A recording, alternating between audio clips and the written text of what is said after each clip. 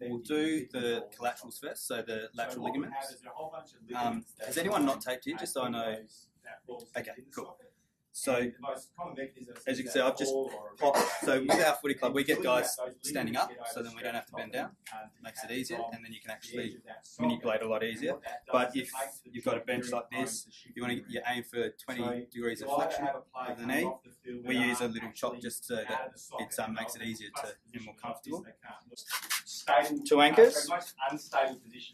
First, so stop sign position, which is technically what we tell it just above. If you go too low, you're not going to get enough leverage of the tape, so it's not going to have the ability to stop what you're trying to do. So with a medial ligament, which is the most common, what we're trying to do is we're trying to prevent. Sorry, you got knee problems at all? No. What we're trying to do is trying to prevent the tibia going that way, the fibula going that, so stretching the medial ligament. Anatomy-wise, where you're going, so the easiest thing if anatomy is not your strongest is just go in the middle of between the front and back, middle. If you want to know what you're doing, knee bend, you can, if you run your finger down, your finger will drop off. That's the joint line between the femur and the tibia. And so if you, as you go towards the back, you'll start to feel a banding, and that's your ligament. So when we're doing the medial ligament, we want to cross our tape over that point. Now some guys, because the ligament is long, some people might have an injury further higher up the ligament. So you want to be able to provide the support where the injury is going to be. Now that is a proviso though, that as long as you can make the tape work, that it's not uncomfortable that they can't perform their sport. Okay, so cool. Right.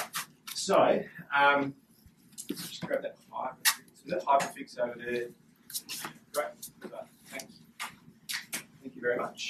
So the bottom anchor, you don't want to compress the patella tendon, so you'll feel the bony prominence, different on everyone, but you'll feel that bony part. So in Ash it's not as prominent, but you want to go just underneath. You can see that groove, you want to go underneath there. If you compress the tendon, it's not going to be really comfortable for them. Hard to keep the anchors on people's chests. Whenever they lift their arms, they tend to pop. So the methods that I use to try and reduce that is firstly try and get a bare chest if they can. If they're going to take all the time, that should be lower. To shave that area if they've got. So what injury? Hyperfix is really good. Medial collateral ligament strain. Probably the best method is sticky spray. So the way that people are going to do this injury, have we got, is football, what other sports we got here? Is it mainly football? Okay.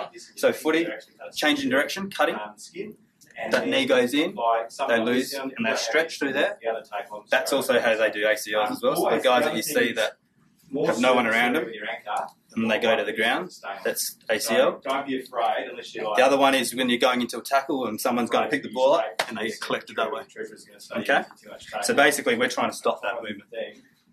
Now a bit of tape, in all seriousness, how's that going to stop the force? Part of it is about the proprioception, so about what we do with the tape, how it stimulates muscles to help them function as well. And then the other one is making people feel comfortable and secure with a bit of tape. When you change that, it changes a lot of things as well. It's not a very common problem in netball. So, my first strip, I go back to finding ligament, vertical. But this is probably the other thing about the anchors is don't make them too tight as well, because then you're going to put pressure on the calf at the bottom or the hamstring at the top. So they're just there to provide that base for the tape to stick on, these other bits to stick on. Das said about trying not to have creases as well, because it's also not good for the skin as well. So, okay, the next one, doesn't matter which way you go, so you can go across that way or cross that way. It's where you're crossing it, that's the key.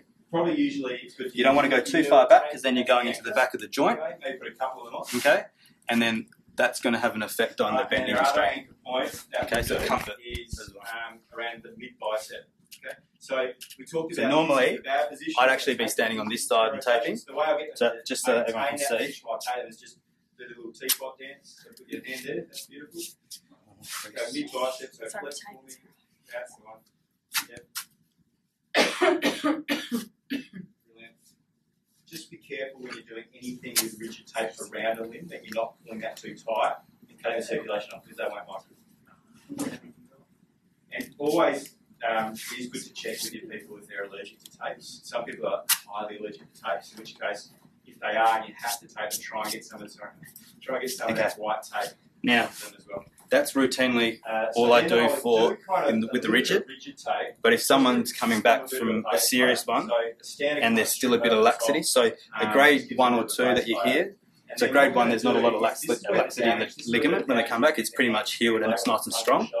If they've gone to grade 2 or 3, there's going to be some movement there. So you might want to reinforce and add a few more strips. Okay? It really depends on the severity of the person you got.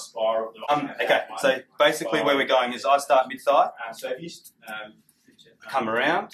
Come back, you sort of feel the more you come back, the more that kind of, you guys can see that, the more that tension. So the beauty of stretch tape, I'm not sure if Dar said, is you can manipulate it so it can go in different angles and things. So as you're coming down, finger, so you potentially have another one just going to cross there as well. You're going straight over that top. Just for demonstration purposes. Come round.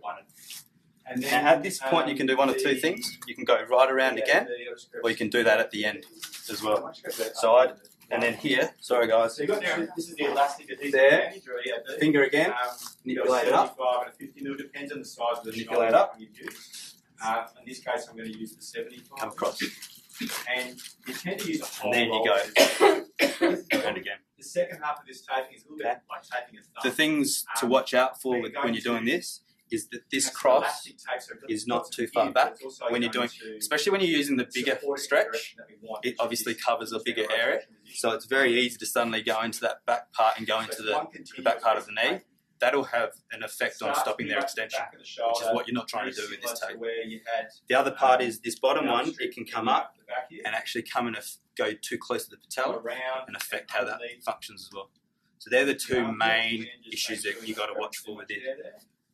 I would normally go and nearly use the whole roll, or close to, so you're nearly going twice the whole way through. Around the front of the shoulder.